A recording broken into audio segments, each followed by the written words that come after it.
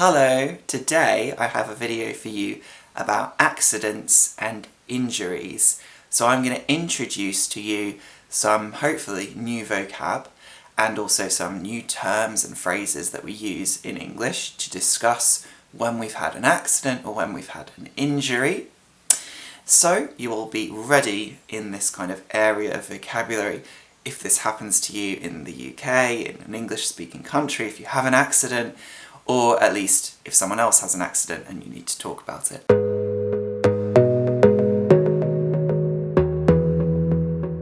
So, welcome back to English with Archie. I am Archie. Thanks very much for coming back, and let's get started with our video, guys. First of all, what's an accident? Well, an accident is when something happens accidentally. When something happens accidentally, it means that we don't intend that thing to happen. If we don't intend it to happen, it means we don't mean it to happen. We don't want it to happen. It's not in our plan. So if you fall over, then it's an accident. You don't want to fall over, or you don't plan to fall over. An accident could also be getting hit by a car. That would be an accident. You definitely don't plan for that to happen. So that's an accident. An injury is the specific damage or wound or pain that you are experiencing after you have an accident, whether that is a cut, whether that is a broken bone, and all of these things we're going to discuss today. So I think the most obvious injury that we can have is to break a bone. This was the first thing that came to my head. So when we break a bone, that means that the bone in our arm, in our wrist, in our hand, in our leg has a crack in it. So you can break your bones in many ways. You can break a bone in many ways. Obviously, if you break a bone, it's quite a serious thing. Maybe you've been hit by a car, or you've had a very serious accident. For example, my brother once broke a bone when he was skiing and he went into a rock. And so then he broke a bone in his leg because his leg slammed against the rock, and when it slams against the rock, then there's so much force that it can break a bone. Now, when a doctor talks about broken bones, they will typically say a fracture. And really it's the same thing. A fracture is a crack in the bone. A broken bone could be just a crack, or it could be completely broken, so neither side of the bone is attached. And a fracture usually just means a crack in the bone. Now, I am lucky. I have never broken a bone. I don't know if any of you have had experiences of broken bones. But if we do break a bone, then what do we have to do? Well, obviously you go to the hospital, you go to accident and emergency, and you probably have your arm or your leg put in a plaster cast. And when they put it in a plaster cast, that means that it's in one of those big casts and you can't move your leg and you can't move your arm. So in that way, the bone can regrow and attach to each other again, because if it's constantly moving, then it's just not possible. We could also talk about a shattered bone. That would be about one of the worst things that could happen. If something shatters, it means it doesn't just break, but it breaks into many pieces. If something hit your shoulder with a lot of force, then the bones in it could shatter. So they'd break into many different pieces. And at that point, it might not be possible to cast it and put it together again.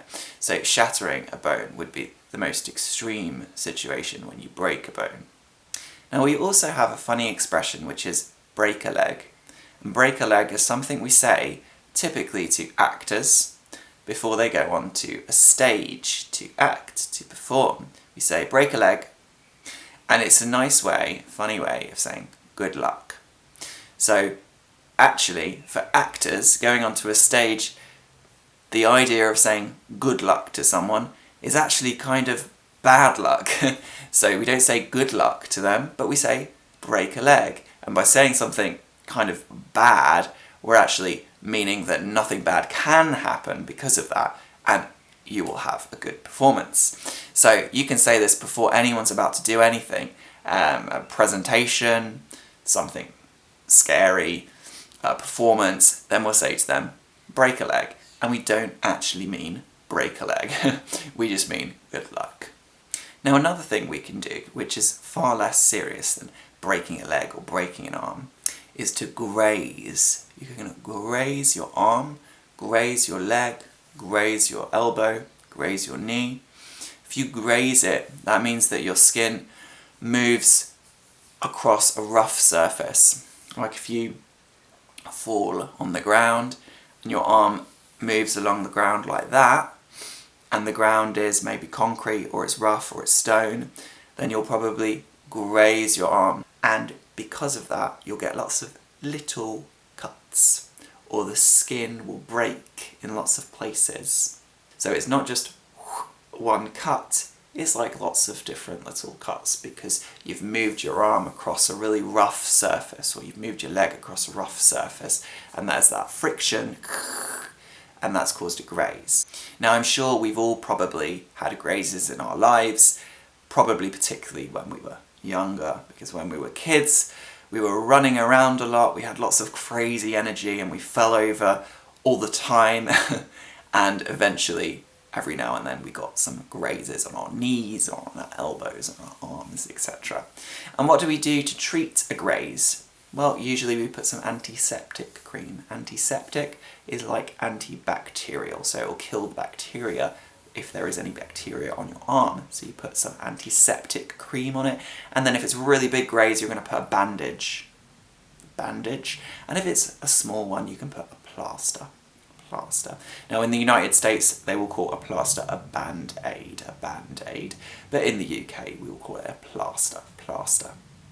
Now we can also obviously have a cut. A cut is the kind of thing that we'll get with a knife when maybe we're preparing some food, we're cutting vegetables, and we accidentally cut ourselves. Now a cut is very general in the sense that it could be not deep, or it could also be very deep, and we could cut our finger, we could cut our fingernail, we could cut our hand, or whatever it is. Now the other word we can use is a slice. So obviously when you slice something, like you slice bread, you're cutting off a whole piece of bread, or cutting off a whole piece of ham. So the idea of a slice usually is a big piece of something. Now if you slice open your finger, then that would mean it's a very deep cut. So it's almost like you've sliced your finger off, like you might slice a piece of bread. So it's almost like you've sliced it off, but you've not sliced it off, it's still attached, but you've sliced it open. So that would suggest that it's very, very deep, that cut, and there's going to be a lot of blood, obviously, as well. Now, I don't know what's the best thing to do necessarily if you've sliced it really deeply, because maybe I don't think you should get medical advice from me. However, if you have cut it, obviously you would wash it, maybe put antiseptic cream on it again to kill any bacteria, and put a plaster on it. And if you've sliced it, obviously if it's extremely serious, maybe you need to go to the doctor or the hospital, or accident and emergency. Again, that emergency place, the emergency room, if you have a really serious accident, you need immediate help, and then ask them for what to do. But presumably you would need to put a plaster on it or put a bandage on it to stop it bleeding as well. Now a less serious but very painful cut that we can have is a paper cut. A paper cut. I don't know if that is obvious for you what a paper cut is, or if it sounds a bit strange, but paper cut is when we accidentally move our hand along the side of paper, because obviously paper is actually quite sharp. Even if it's just paper, it can cause a cut, and usually it's a very, very light cut, but it has a little bit of pain. It hurts a little bit when you get a paper cut. So that's a slightly uncomfortable cut that you can get, which is not very serious at all. Now after you cut your finger, or you slice it, or you graze your elbow, eventually it's going to develop a scab. A scab. And the scab is when that part of your body is healing, where you've had a cut, and you get that crusty material that grows on your arm or on the cut afterwards and will stay there until the skin has healed. And when we have a scab, when you're a kid especially, and you get into lots of accidents, you're often playing in the playground with your friends, you fall over, you graze your arm, you get cuts on your legs for whatever reason, then that would mean that you would get some scabs. And when those scabs grow, the thing that kids typically do is to pick them. They'll pick their scabs, and then it just keeps growing back and growing back because they just keep picking their scabs, which is a very tempting and slightly disgusting thing to do. But I certainly remember when I was a kid and I had a really, really, really big scab on my arm from falling over, running around the playground, and then after I couldn't stop. I couldn't help myself but keep picking it. Now we also have the word wound. Now a wound is again quite a general word to describe any kind of open cut or graze when you can see that blood has been coming out and you can see under the skin, then that would be a wound. So a wound is another general way to describe any kind of time that you have a cut or a place where there's some blood coming out, then that is a wound. Obviously you can have a very light wound, like I can have a graze, or you could be a soldier and you might have been shot, and then there would be a very serious wound. Now when our arm or whatever place it is that we've hurt is healing, obviously if it's a graze or a cut, then we're going to get a scab. But sometimes if we don't cut ourselves, then we might get a bruise. Or if we cut ourselves, we might get a bruise too. And a bruise is where you get a collection of blood under the surface of the skin, and it starts to turn dark. It can be green, it can be purple, it can be blue, it can be black. So all of these dark colours. And if you bang your elbow, boom, or you bang your arm on the table or on the door, then you might develop a bruise. And a bruise sometimes can take a long time to disappear. You have to wait for the bruise to disappear. So a bruise is that dark colour of blood that you get under the skin after you've hurt yourself.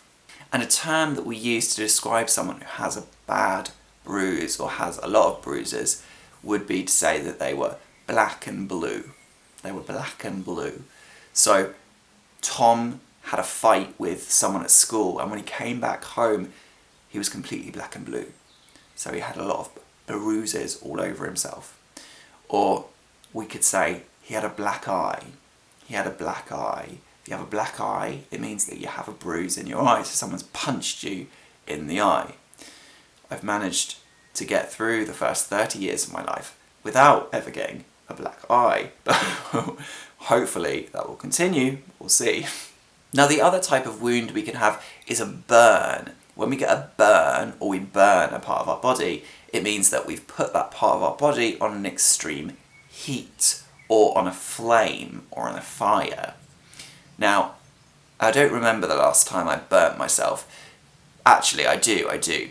When I was making bread, and I had the bread in a hot pan, and I put the pan in the oven, after half an hour I took it out, and I just didn't think, and I lifted up the metal lid on the pan, and 1 second passed, I shouted, I dropped the lid, and I ran my hand under cold water.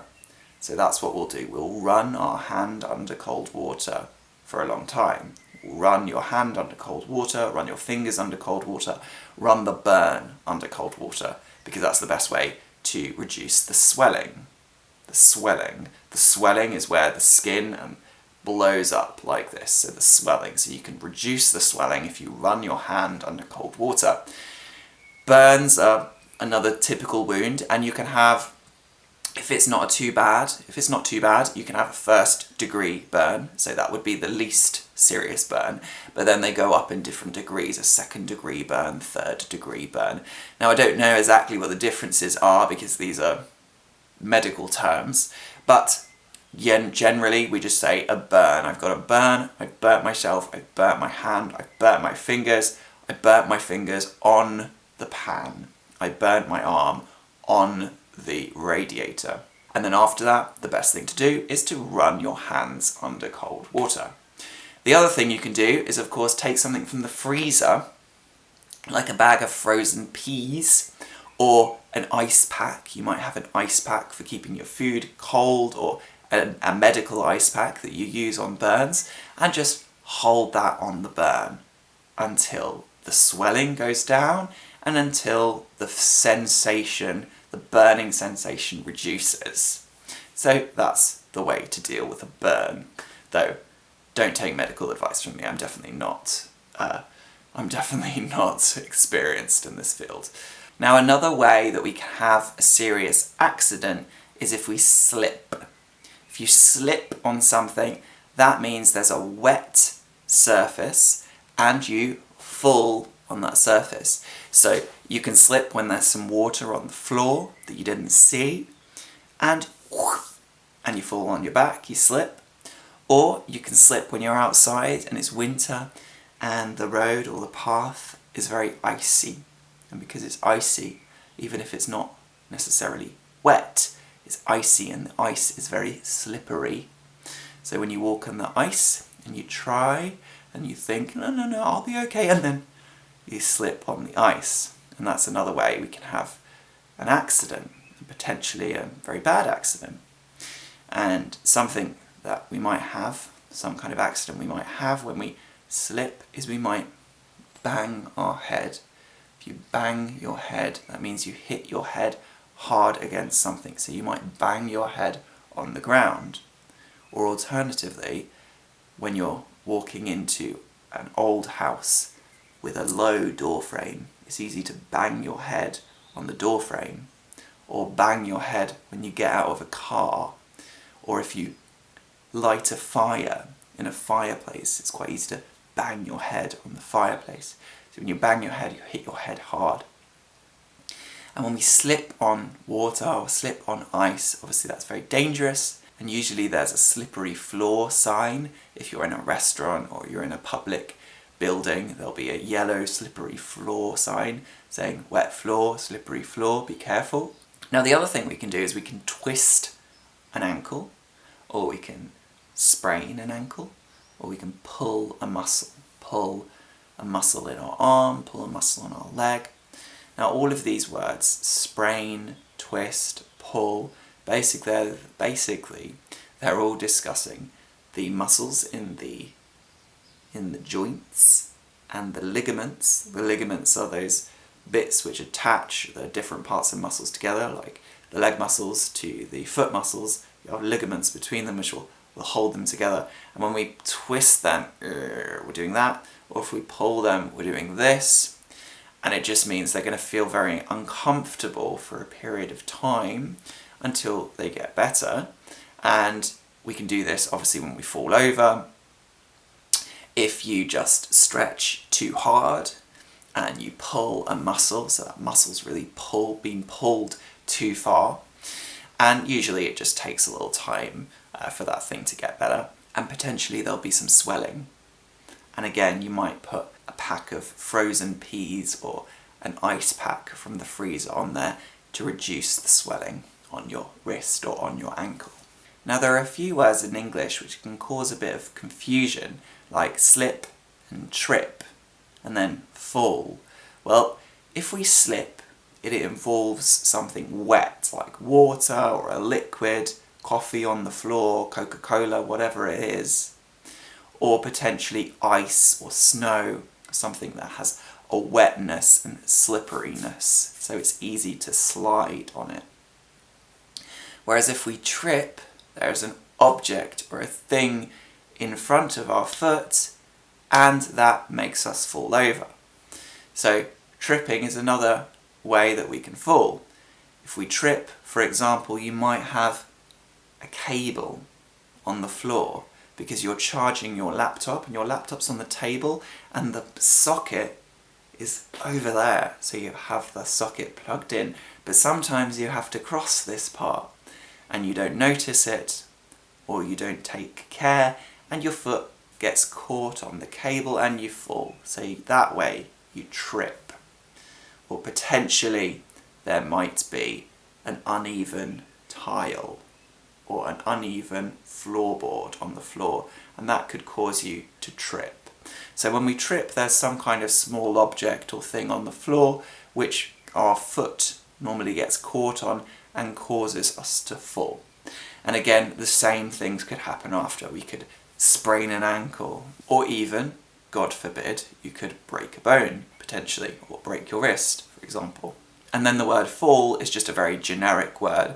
If you fall, it could be a slip, it could be a trip. Sometimes though, you trip, whoop, but you don't actually fall over. So falling means your whole body going towards the ground when you fall. And we also have the phrasal verb to trip up. If a person trips you up, then that's usually intentional. Like maybe on a school bus, one of the boys or girls thinks it's funny to put their leg out as people are getting off, and then they trip someone up. So if you trip someone up, it's usually an intentional thing that you do to someone else. Now another thing is when you stub your toe.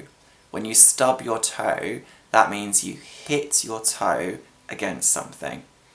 Usually your big toe, but it can be your little toe too.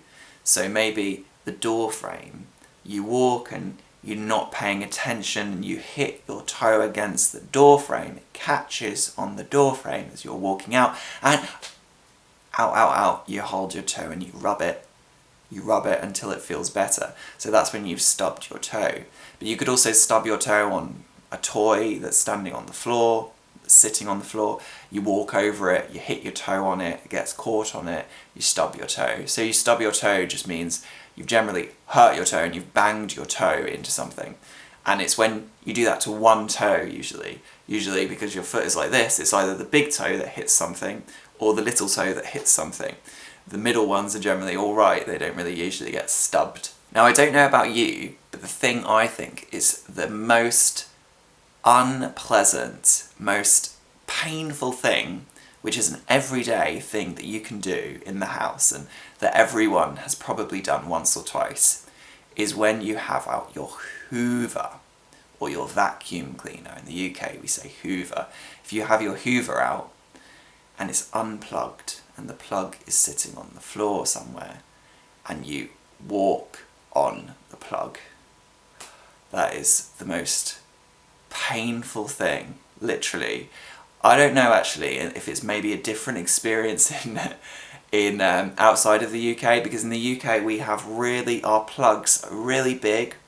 They have 3 prongs, these metal prongs, and they're really tough, they're really hard, they don't bend or move. So if you stand on them, oh my god, it's just the worst pain ever. I'm not being dramatic, it's just terrible, it's the worst thing. Seriously, they should redesign UK plugs just for that reason. So if you come to the UK, be very careful and do not stand on a plug. So that brings us to the end of our video today. Thanks very much everyone for watching and for listening, and I hope you have a wonderful afternoon. Let me know if you've ever been unfortunate enough to have any of these accidents. I seriously hope not. And if you have any questions about it, let me know too. So have a wonderful day and I will see you all soon. Thanks for joining me today, and bye.